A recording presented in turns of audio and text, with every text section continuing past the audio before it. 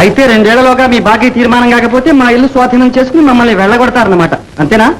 అదే అంత పని ఎందుకు జరుగుతుందో దానికి నేను ఒక ఉపాయం కూడా చెప్పాను. అదేగా, నేను మీ దగ్గర సాలుకి 15 బస్తాల జీతానికి పాలేరుతనం చేయాలి, అదంతా మీరు బాకీ కింద విరగొసుకుంటారు. అంతే అంతే, చూశారు, అరటి పండు వలచి చేతిలో పెట్టినట్టుగా చెప్పేసేశాడు. అనగా పెద్ద సాగదీశావు. అనగా అనగా మీలాంటి పక్కతాళం కావాలని చేరదీసాక సాగర ఊళ్ళో వాడు కొంపలు తీసేది. చేజిక్కిన బక్కలైతే అందరినీ పీల్చి పిప్పి చేయడమేగా మీ పని. కష్టాల్లో ఆదుకుంటారు, మీ దగ్గరికి వస్తే కత్తి పనులు ఇరికించాలని చూస్తారు. మీ ఎత్తులు ఎవరికి తెలియవు. ఈ నెత్తి కోతల దస్తావేజు మీద నేను సంతకం పెట్టను. అవును, నేను చచ్చిన సంతకం పెట్టను. సాగరయ్య గారు, రోజులు మారాయని గుర్తించండి. వస్తాను. అసలు చెల్లెలకి పెళ్లి కావడం వాడికి ఇష్టం లేదేమో. ఏటికి గీరా ఇది పొగసి పాటేస్తాను. ఎలమంటే వాడు పడతాడటండి, కొమ్ములు వస్తూ ఉంటాను. వాడన్నట్టు రోజులు మారిపోయాయి సాగరయ్య గారు, రోజులు మారుతాయి. మారో మరి.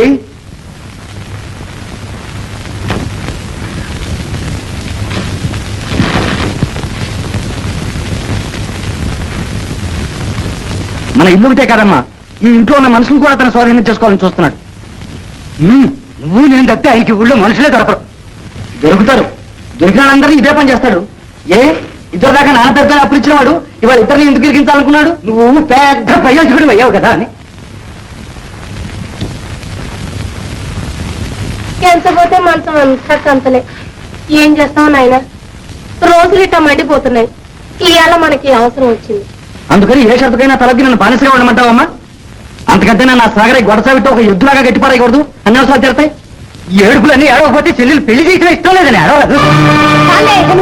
ఏంటన్నా నువ్వు అన్నది? కాకపోతే నువ్వు చేసిన దానికి అర్థం ఏంటా? నాకు ఇష్టం లేదు మాత్రం. ఇంకేంట్రా?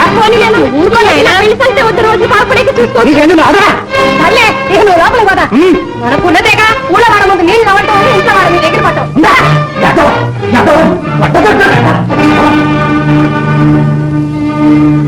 చూసావమ్మా ఎంత మాట అన్నాడు? ఊరుకోనయ్యా ఊరుకో, నాన్న కోపం నీకు తెలియదా? నీ పెళ్లి నీ వద్దంటాను కల్లో ఉన్నా. ఊరుకోనయ్య, అదే మనసులో పెట్టుకుంటావేంటి? లేదు చెప్పు, ఊరుకో.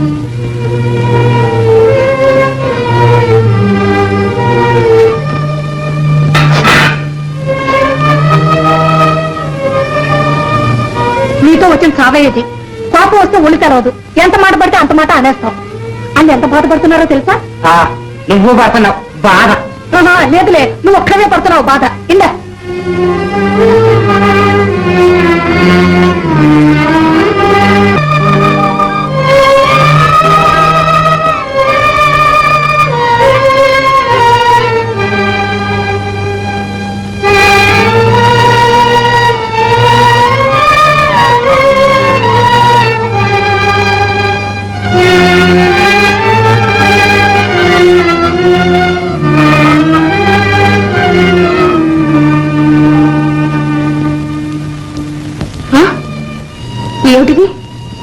ఏమిటిది వేణు?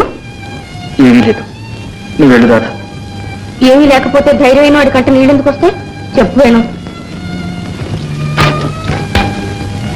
చెప్తే నీ గుండె బరువు కొంతైనా తగ్గుతుంది. చెప్పు, చెప్పకపోతే నన్ను చంపుతున్నట్టే. చెప్పు. నిష్కారణంగా నా మీద నిందపడ్డది రాదా? నిష్కారణంగా నేనా? నిష్కారణం అయితే దానికి విచారించడం ఎందుకు?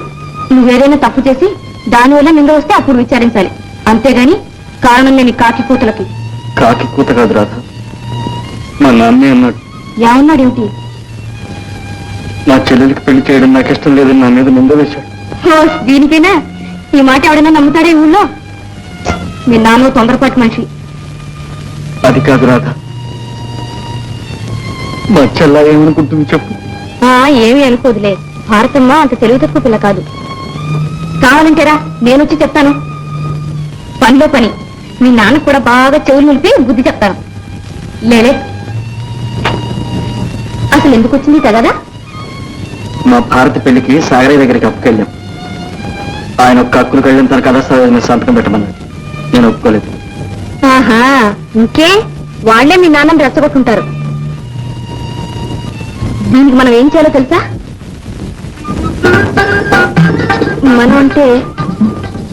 నువ్వన్నమాట.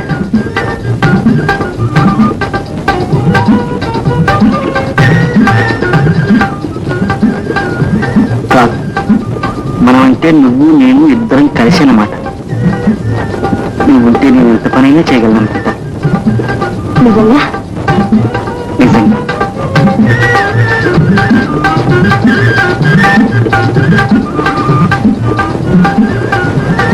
ఇప్పుడు చెప్పు. ఏమీ లేదు. ఈ నిందను ఎగరగొట్టడానికి మనమే భారతంలో పెళ్లి జరిపించాలి.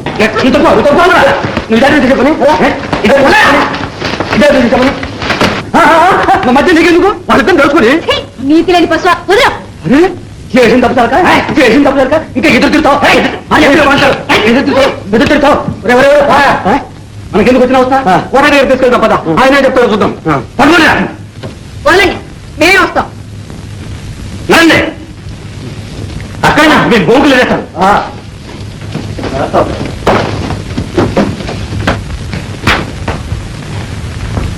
ఏమయ్యా, నీ కొడుకుని వచ్చేసింది పెట్టా ఊరి మీద. ఇక ఊళ్ళో ఆడపిల్లలు బయటకు రావడానికి వీల్లేదా?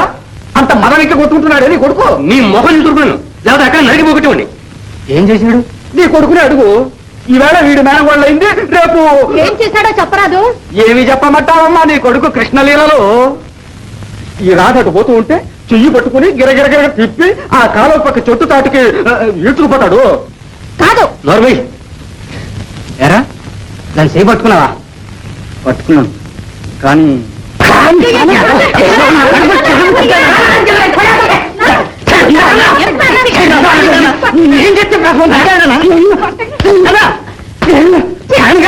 ఇక్కడికి ఎందుకు తీసుకొచ్చారు? అక్కడే బాధ పెట్టబోయారు. తీసుకోండి, ఎదలు చీచి గద్దకి అసలు ఏం జరిగిందో తెలుసుకోకుండా ముందు నువ్వు తొందరపడతావు ఎందుకు? ఇంట్లో వాడు వేలు చూపితే ఊళ్ళో వాళ్ళు కాలు చూపుతారు. ఇంకా తెలుసుకునేది ఏమిటమ్మా? ఊళ్ళో ఆడపిల్లల మీద ఎగబడుతూ ఉంటాను. నువ్వు ఆయన ఎగబడలేదు, మిద్దరం కలిసి ఆడుతున్నావు. ఏమిటి కలిసినది? ఏమిటి అడిగిన చుట్టాకు కలిసావు?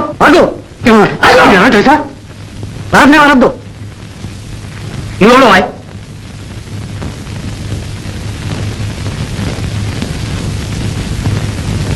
నేను రాధను పెళ్లి చేసుకోబోతున్నాను. అబ్బో, పెళ్లి చేసుకుంటాడు.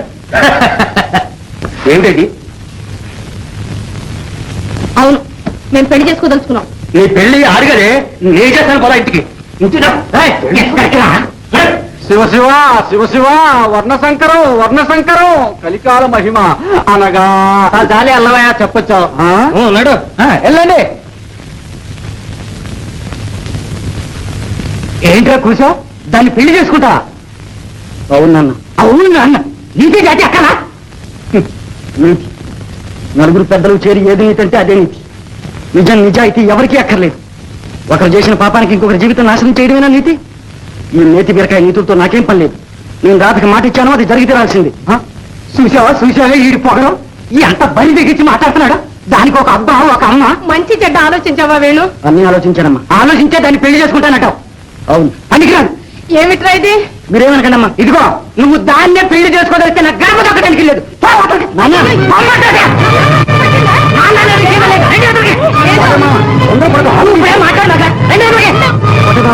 తొందరపడుతున్నావు.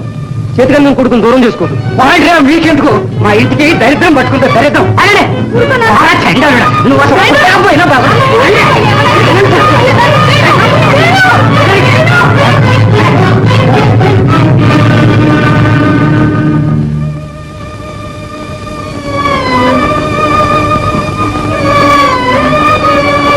మీ నాన్న మంచి కాక మీద ఉన్నాడు కానీ పోదాం పద, తర్వాత మాట్లాడుకుందాం.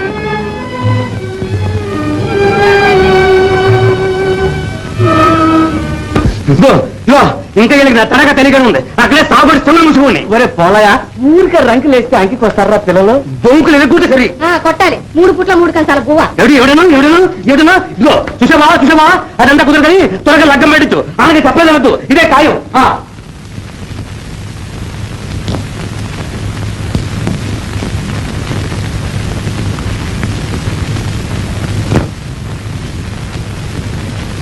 ఏందన్నా? ఇంకా నీకు ఈ ప్రపంచం తెలియదమ్మా. ఉద్రేకంలో వేణు ఏదైనా అనొచ్చు.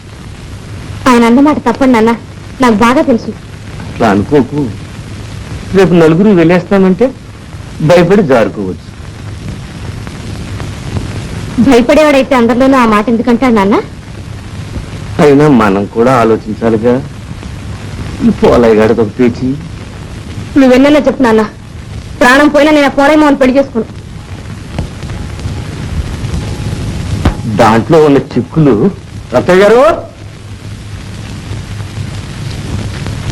ఏం ఖర్చులు ఇటు వచ్చా? సాగరయ్య గారు రమ్మంటున్నారు బాబు. నాన్న చెప్పు. పోలయ్య రిపోర్ట్ చేశాడు అనుకుంటా. చేసుకొని మనకే.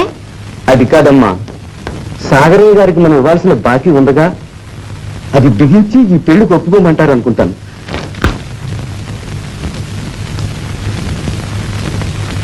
సరే పద కంచులు.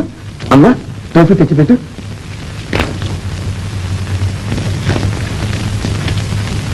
పద.